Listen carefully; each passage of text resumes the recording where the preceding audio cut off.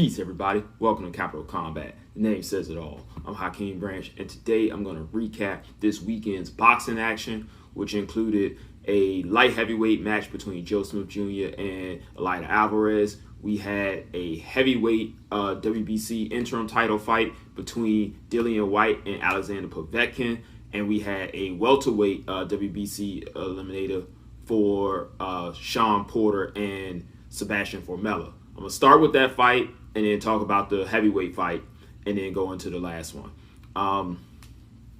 So if you didn't watch the preview video, Rob broke that down for us. He broke down the Formella and Porter fight. He said that he expected Porter to win, which, you know, most of us did. Seeing as how Formella was not the most known guy, he had a good record, like Rob said. He had a very good punch placement, but he just wasn't going to have the power to deal with Sean Porter. And that's exactly what we saw. We saw Sean Porter able to use several tools in his toolbox, as he has tried to do lately. He's trying to mix in his boxing with his rushes, and he did a really good job of that on this past Saturday. He was able to pretty much hit Formella with a large variety of combinations. He was able to use his jab really well. He did get hit with a lot of right hands because he carried his hands pretty low. And there was nothing really of consequence that was being landed by Formella.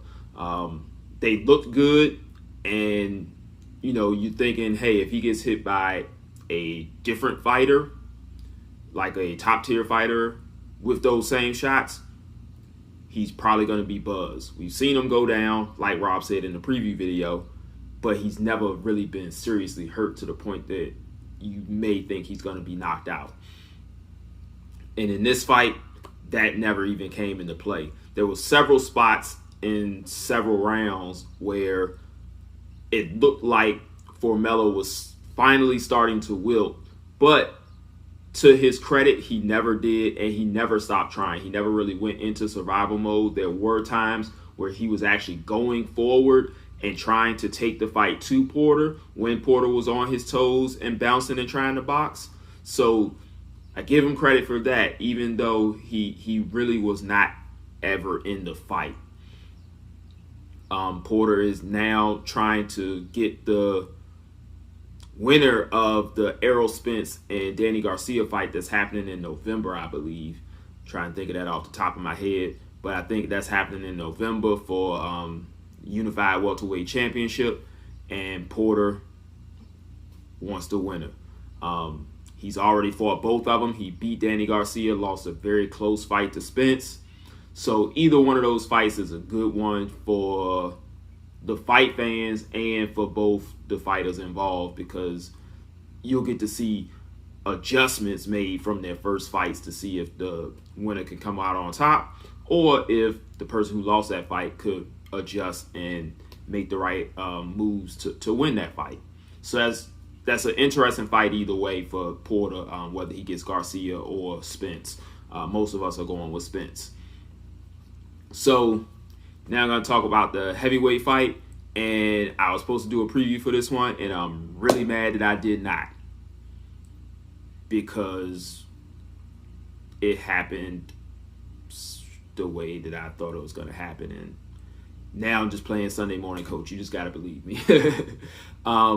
So Rob and I talked about this one, and like if you watch the preview video, Rob did say he was pretty unsure about how this one was going to go because of Dillian Whyte is, in my eyes, he's unpolished. Like he's pretty wild. He gets the job done, but he doesn't have that look of someone that you're like, yeah, this guy's the goods. Like he doesn't have that look of an Anthony Joshua, and I'm not talking about physical, but like technical skill.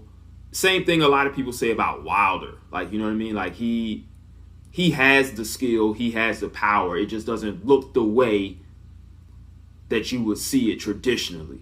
So that's how I would describe Dillian Whyte also. He's a little bit more technical than Wilder, but they do have those tendencies to be, you know, lazy on defense.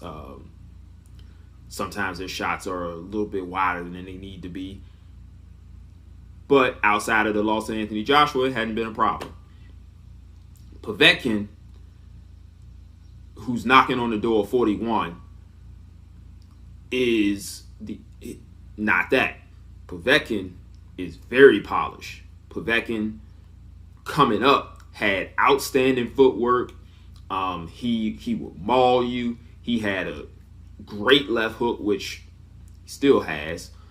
And my hesitancy on picking Povetkin was because of that age, because he's 40 years old, pushing 41. And I haven't really seen him sustain his onslaught for 12 whole rounds. Against Klitschko, he faded a bit. Against Joshua, he faded a bit. Against Hunter, he faded a bit.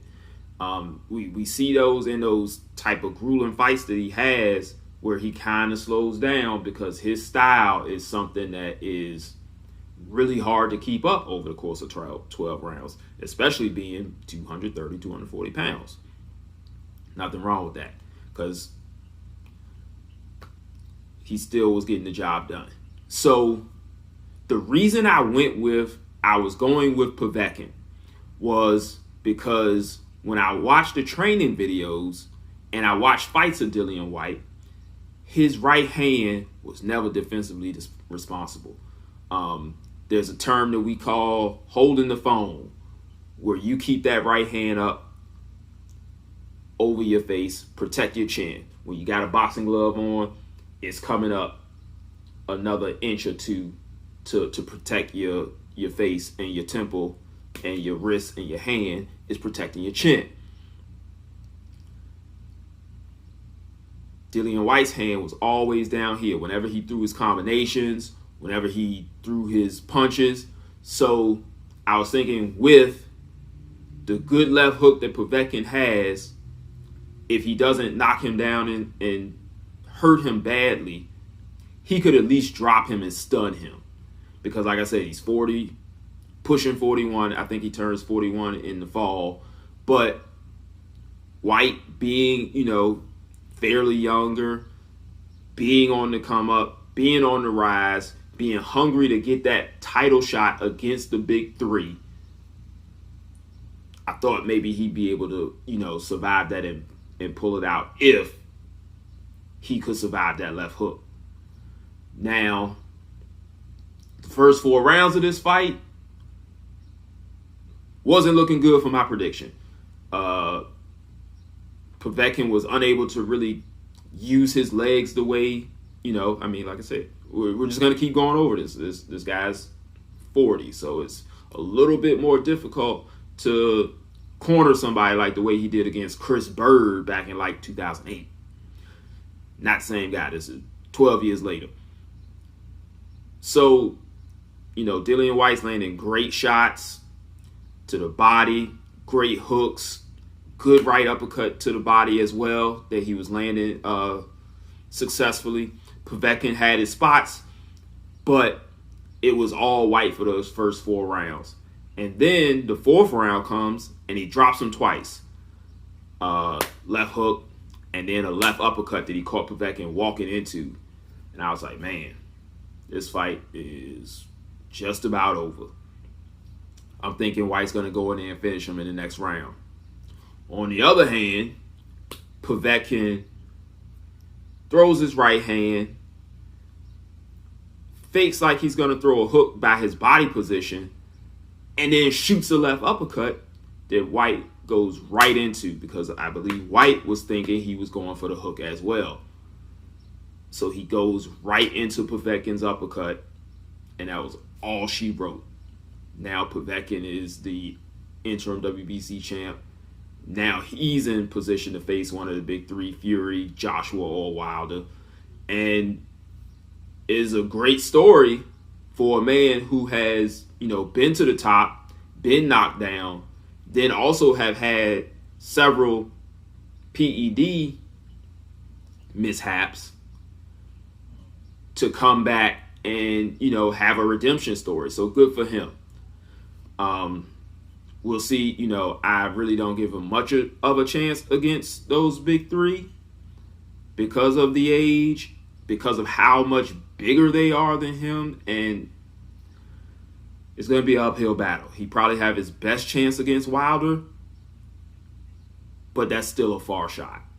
So, lastly, we had the light heavyweight fight between Alvarez and Joe Smith Jr. I didn't catch this one live. However, this was a fight that, you know, Joe Smith is somebody that is...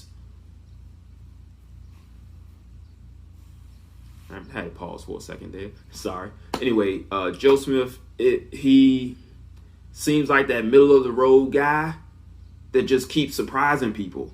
And he surprised me again this past Saturday because I did not expect him to win that fight. I thought Alvarez was the more polished, the better boxer.